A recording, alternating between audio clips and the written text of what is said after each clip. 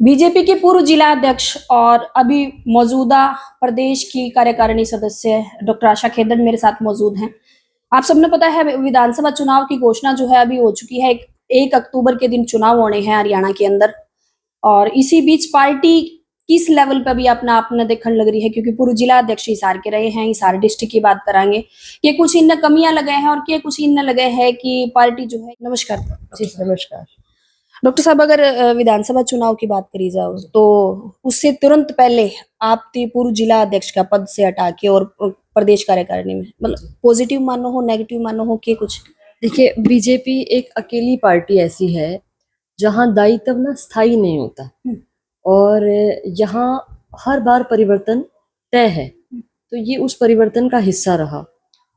तो ऐसे में मुझसे पहले कोई और था, आपने देखा होगा, उनसे पहले भी कोई और था, मेरे बाद कोई और है, उसके बाद कोई और होगा। तो हम कार्यकर्ता इस चीज को कहीं नहीं देखते हैं, ना उसके विषय में सोचते हैं। संगठन जहां ड्यूटी लगा देते हैं वहां काम करते हैं। हो सकता है प्रदेश में काम करवाना चाहती हो संगठन, और करवा भी रहे हैं। जैसे अभी हमारी बैठकें चल रही हैं त्रिदेव शक्ति केंद्र की, उस नाते हांसी और इसराना पानीपत की विधानसभा, वो 2 विधानसभा मैं देख रही हूँ।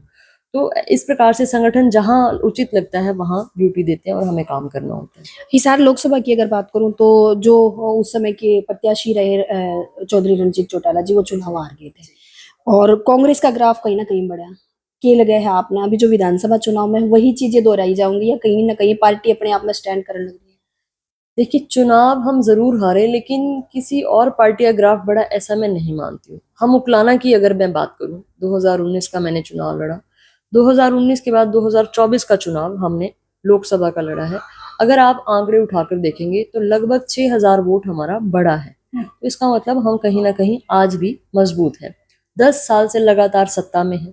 ऐसे में किसी की नाराजगी भी है, हो सकता है किसी का काम ना हुआ हो सकता है किसी से मिलने का समय न मिल पाया हो, उसके बाद भी लोगों को लगता है कि भारतीय जनता पार्टी काम कर रही है और काम के आधार पर लोग हमारे साथ जुड़ रहे हैं। ये जो प्यार जनता का, परिवार का हमें मिल रहा है, उसके निमित्त मुझे लगता नहीं कि हम कहीं कमजोर हैं। नहीं, कांग्रेस की अगर बात करी जाए, देखो कहीं ना कहीं ये कहा जावा है कि कांग्रेस का संगठन मजबूत नहीं है और गुटबाजी भी है कांग्रेस में। लेकिन बीजेपी की अगर बात करी जाए तो बहुत मजबूत संगठन, क्योंकि आपके वहां पन्ना प्रमुख तक एक लास्ट जो लेवल है वहां तक है। लेकिन फिर भी मतलब कांग्रेस का जीत जाना, इसमें आप कैसे वो करो? और बीजेपी की, यार वो मैं मान गई आपकी बात की 6,000 वोटों का इजाफा हुआ है, लेकिन कहीं ना कहीं वो संगठन इतना मजबूत होने के बाद भी हार होना, ये कैसे? कि हर विधानसभा का एक अपना अलग टेम्परामेंट रहा। आप उचाना देखें, उचाना हमारे जो कैंडिडेट थे या जो परिवार हमारे साथ जुड़े हुए थे, वो परिवार अचानक से ही हमारा उनका जो साथ जो जुड़ाव था वो खत्म हो गया। ऐसे में वहाँ एकदम नई जमीन खड़ी करना, नए जो हमारे कार्यकर्ताओं की टीम बनाना, वो सब एकदम से डिस्टर्ब हो गया। ऐसे ही हम बात करते हैं, मान लीजिए हम हिसार की चर्चा करते हैं। हिसार का जो हमारा वोटर ऐसा वोटर था जो शहरी वोटर था, जो हमारा अपना पक्का वोटर है, उसमें कहीं ना कहीं वोट पोल कम होना। आप अगर उठाकर देखेंगे तो 9 की 9 विधानसभा में जहां हम मजबूत हैं वहां हमारा वोट पोल कम हुआ, क्योंकि शहरी जो लोग हैं वो ज्यादातर जॉब में, नौकरी पेशे वाले लोग हैं। तो ऐसे लोगों के पास कई बार समय का अभाव होता है या 2 दिन की छुट्टी होती है। कई बार परिवार सोचता है कि चलिए कहीं 2 दिन का यूटिलाइज किया जाए। तो जहां हमारा वोट बैंक बहुत मजबूत था, वहां जो वोट पोल कम होना, वो कहीं ना कहीं हमारा नुकसान रहा। और जहां हम 70,000 60,000 से हिसार से जीत मान रहे थे, वहां हम 37,000 पर हमारी जीत हुई है। ऐसे ही मैं नलवा की बात करूं या मैं भवानी खेड़ा की बात करूं, हर जगह जो थोड़ा थोड़ा हमें नुकसान हुआ वो हमारा शहरी वोटर का हुआ। तो वो नुकसान जो है, इस बार हमारा प्रयास है कि वो ना हो। हमारा अपना जो वोटर है वो 100% घर से निकलकर वोट पोल करे। आप देखिएगा उसका रिजल्ट बहुत अच्छा रहेगा। सरकार की कहीं ना कहीं मीटिंग चलने लग रही थी और इसी दौरान चुनाव आयोग की एकदम घोषणा हो जाना और जल्दी चुनाव हो जाना। आपकी बार शायद 20-25 दिन पहले चुनाव हो रहे हैं। सरकार के लिए पॉजिटिव प्लस पॉइंट मानो हो, नेगेटिव पॉइंट मानो हो, या फिर ये कहें कि कहीं ना कहीं सरकार जो है भी घोषणाएं करने में माननीय मुख्यमंत्री लगे हुए थे, लेकिन वो चीजें अभी आचार संहिता लगी तो वो काम जो है शायद कुछ अधूरे रह गए। कि लगे है इस चीज का जो है प्लस पॉइंट मिलेगा या फिर ये है कहीं ना कहीं लॉस बीजेपी ने उसका? देखिए, भाजपा ने जो भी घोषणा की है पिछले 10 सालों में, वो हर उस घोषणा को पूरा करने का न सिर्फ प्रयास किया है बल्कि पूरी निष्ठा से वो काम किए हैं। ऐसे ही माननीय मुख्यमंत्री नायब सैनी जी जब से मुख्यमंत्री बने, उस दिन से लेकर हर रोज उन्होंने बहुत नई घोषणाएं भी की और जनता के हक में काम किए, और उन पर जिन जिन की घोषणाएं समय से हो गई उन पर काम भी हो रहा है। तो ऐसे में जनता को पूरा विश्वास है कि अगर नायब सैनी जी ने कोई बात अपनी जुबान से कही है, जैसे मैं हमेशा कहती हूँ वो जुबान के बड़े धनी है, जब उन्होंने कोई बात कही है तो इसका मतलब वो काम 100% पूरे होंगे। कल भी हंसी रैली में माननीय मुख्यमंत्री जी ने स्पष्ट शब्दों में कहा था कि 4 तारीख को जो चुनाव का जो परिणाम घोषित होगा और उसके एकदम बाद जो जो फैसले सरकार ने लिए हैं उन फैसलों पर लगातार और पूरी स्पीड से काम होगा। और जहां तक मैं मानती हूँ वो अपनी बात जो उन्होंने कही है उस पर खरे उतरेंगे। कांग्रेस के अभी मौजूदा जो सांसद है जेपी जी, जयप्रकाश जेपी जी, उनकी एक जो है एक छोटी सी क्लिप है जो वो कहने लग रहे हैं कि 4 को कांग्रेस बाहर, वो जो है बीजेपी की आईटी सेल जो है बड़ी उठान लग रही है, मतलब वो पूरी वायरल होने लग रही है। क्या लगा है आपने, वो उनकी जुबान फिसली थी या फिर बीजेपी ने मौका मिल गया कि ये चीज चलो? देखिए, जुबान फिसलती नहीं है, ईश्वर जो सही हो वही कहलवा देते हैं। अब उनके मुख से उन्होंने अपने मुख से कहा है कि 4 को कांग्रेस बाहर, हरियाणा से और बाहर। हरियाणा से बाहर। और ऐसी एक क्लिप मुझे कल किसी ने भूपेंद्र सिंह हुड्डा जी की भी दिखाई है, जिसमें उन्होंने ये कहा है कि पूर्ण बहुमत के साथ भाजपा सरकार बनाएगी हरियाणा प्रदेश में। तो जब इतने बड़े नेता हैं जो आज सत्ता के लिए प्रयासरत हैं, उनके मुख से ये बातें निकल के आ रही हैं, तो आम जन जो हमारा जो परिवार है, इनका सहयोग तो हमें मिला ही हुआ है। ऐसे में विपक्ष का आशीर्वाद भी मिल गया है, तो 100% सरकार बननी निश्चित है। उकलाना की अगर मैं बात करूं, आपने पिछली बार भी चुनाव लड़ा था, वो बात अलग है कि कहीं ना कहीं रह गए थे। अब की बार की उकलाना के अंदर कितनी मजबूत दावेदारी है डॉक्टर आशा खेतर की, और लोगों का किस तरह से प्यार मिला?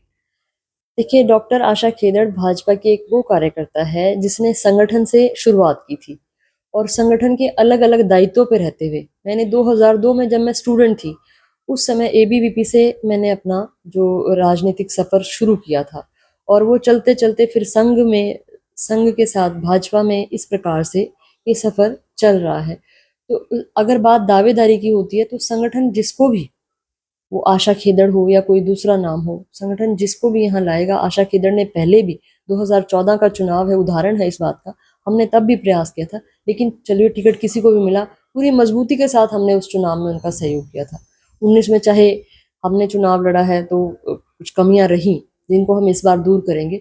24 में भी इस बार मेरी इच्छा भी है और कहीं ना कहीं एक प्रकार का मैंने संकल्प भी लिया है कि 2024 में उकलाना विधानसभा से भारतीय जनता पार्टी चुनाव जीते, यहाँ से कमल का फूल खिले। और मैं ईश्वर से आपके माध्यम से भी प्रार्थना करती हूँ कि ईश्वर इस संकल्प को इस बार पूरा करें। कुछ और दावेदार हैं जो, क्योंकि देखो हर पार्टी के अंदर हुए हैं, कांग्रेस के अंदर काफी हैं और बीजेपी के अंदर भी हैं जो लगातार धरातल पे काम करने लग रहे हैं या फिर जान लग रहे हैं, या ये कहें अब एक्टिव हुए हैं। बहुत सारे ऐसे कार्यकर्ता हैं कि लगे हाँ आपने उन एक्टिव लोगों का फर्क पड़ता है टिकट का जब बंटवारा होता है, या फिर जब जो हाईकमान है वो देखता है कि टिकट किसको दी जानी चाहिए? देखिए, जो लोग बिल्कुल 5 साल कहीं दिखाई नहीं देते, कहीं जनता के बीच नहीं, कहीं संगठन के काम के लिए नहीं दिखते हैं, किसी प्रकार के सहयोग में नहीं दिखते, लेकिन जब चुनाव का समय आता है उस समय बरसाती मेंढक की तरह निकलकर सामने आ जाते हैं। और वो आने के बाद कहीं ना कहीं मुझे लगता है, मेरा अगर मैं अपनी बात करूं, मुझे लगता है उससे माहौल बनता नहीं है, माहौल खराब होता है। क्योंकि जो हमारा कार्यकर्ता है ना, बहुत सीधा है, भाजपा का कार्यकर्ता बहुत सरल स्वभाव का है। ऐसे में वो कंफ्यूज हो जाता है कि वो कहाँ भागे, क्योंकि आज दिखावे की जनता रह गई, दिखावे के लोग रह गए, लोग दिखावा करते हैं। और एक कहावत भी है कि जो दिखता है वो बिकता है। तो ऐसे में कार्यकर्ता जो वो चमक धमक को देखकर कहीं ना कहीं घबरा जाता है और उसका नुकसान कार्यकर्ता को ही भुगतना पड़ता है।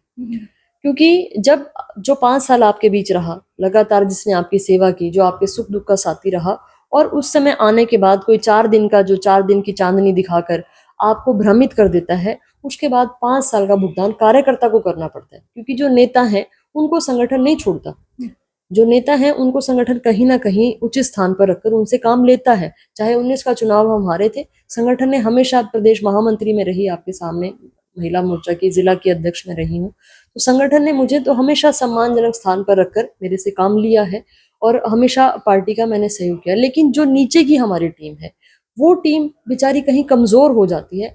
मैं आपके माध्यम से ये बात अपने कार्यकर्ताओं को कहना भी चाहती हूँ कि भ्रमित ना होकर, जो आपको लगता है कि 5 साल हमारे बीच बना रहता है, भविष्य में भी हमारे बीच बने रहने की संभावना है। और ग्राउंड की जो रिपोर्ट है, लोगों की जो जुबान कहती है, उसके साथ कार्यकर्ता को भी खड़ा होना चाहिए। क्योंकि चुनाव के दौरान पिछली बार जैसा रहा 2019 के चुनाव में, बहुत सारी कमियों के साथ एक कमी ये भी रही कि जो पार्टी में ही कुछ लोगों ने कुछ ना कुछ ऐसी कार्य किए, ऐसे विरोध किए कि जिसका हमें नुकसान उठाना पड़ता है। तो मैं कार्यकर्ता को ये कहती हूँ कि उस चीज को भूलना चाहिए और अपनी पार्टी, अपने संगठन को मजबूत करने के लिए काम करना चाहिए। डॉक्टर आशा खेदर ने एक बात कही कि संगठन जो है जिसकी भी टिकट देगा वो उनके साथ है, लेकिन क्या दूसरे जो प्रत्याशी हैं वो भी ऐसी सोच रखते हैं भी, अगर डॉक्टर आशा खेदर को टिकट मिल जाती है तो वो भी उनका साथ देंगे?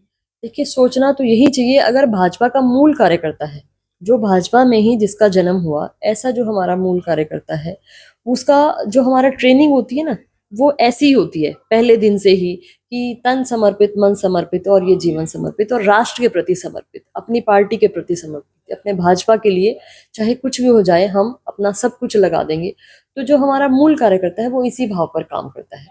तो ऐसे में मुझे तो ऐसा लगता है कि जो भाजपा का कार्यकर्ता है वो तो इस परिपाटी पर जरूर चलेगा। हाँ, कुछ लोग पिछली बार भी ऐसे थे जिन्होंने इस परिपाटी को पहले अपनाया और उनसे मैं आज भी उम्मीद नहीं करती हूँ कि वो इस परिपाटी पर चलेंगे, लेकिन वो ये भूल जाते हैं कि अगर संगठन ने कहीं उन पर विश्वास करने की कोशिश की तो भला बाकी लोग उनका सहयोग कैसे करेंगे जब आज वो सही रास्ते पर नहीं चलते हैं। तो वो तो समय बताएगा। और मेरा ऐसा मानना है, इस बार भाजपा संगठन और सरकार पहले से इस बात को लेकर सक्रिय है कि अगर इस बार भी किसी कार्यकर्ता ने कोई गलत कार्य करने की कोशिश की तो उस पर पहले से ही शिकंजा कस लिया जाए। तो भाई टिकट जो है किसकी होने वाली है उकलाना के अंदर, ये तो आने वाला समय बताओगा, क्योंकि बहुत सारे ऐसे प्रत्याशी हैं या टिकटार्थी हैं जो लाइन में लगे हुए हैं, वो हर पार्टी के अंदर हैं। डॉक्टर आशा खेदड़ एक ऐसा नाम है जो लगभग अपने ये लगा लो 15 से 20 साल, शायद मैं इससे ज्यादा 20 साल से जो है 20 साल से जो है राजनीति में सक्रिय है। और उकलाना की मैं बात करूं तो उकलाना में लगातार समाज सेवा का काम भी करने लग रहे हैं और साथ में लोगों के सुख दुख में भी जान लग रहे हैं। प्रत्याशी भी रह चुके हैं और एक बड़े पद पे भी रह चुके हैं, मंत्रिमंडल के अंदर या फिर जो संगठन है उसके अंदर। तो अभी जो है प्रत्याशियों की अगर मैं लाइन की बात करूं तो बहुत सारे प्रत्याशी हैं, वो इन किस तरह तले में हैं और आने वाला समय है वो किसके विपरीत होगा और किसके समर्थन में होगा, ये समय बताओगा। वैसे आशा खेदड़ जो है वो बिल्कुल तैयार हैं, उनका मन है, उन्होंने संकल्प करा है कि 2024 का चुनाव जो है वो उकलाना तक टिकट जीत के, उकलाना तक ये चुनाव जीत के बीजेपी का फूल खिलाना। बीजेपी का फूल खिलेगा या नहीं ये तो आने वाला समय बताओगा। फिलहाल ग्राउंड की जो रिपोर्ट है वो आपकी, अगर आप उकलाना के हो तो आपने की लगा है अभी का जो ये टाइम है, अगर किसके लिए विपरीत है और किसके समर्थन में है वो जरूर बताइए। और आपने की लगा है टिकट जो है किसकी हो, उसके इस वीडियो पर कमेंट जरूर करियो। डॉक्टर आशा खेदड़ और बाकी भी काफी नाम है तो आप कमेंट में जरूर बताइए, वीडियो शेयर जरूर करिए।